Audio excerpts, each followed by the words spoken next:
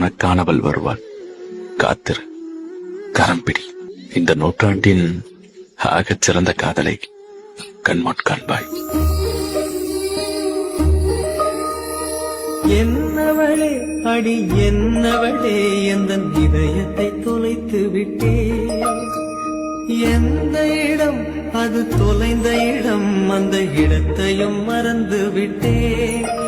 உந்தன் கால் கொரசில் அது தொலைந்ததென்று உந்தன் காலடி தேடி வந்தே.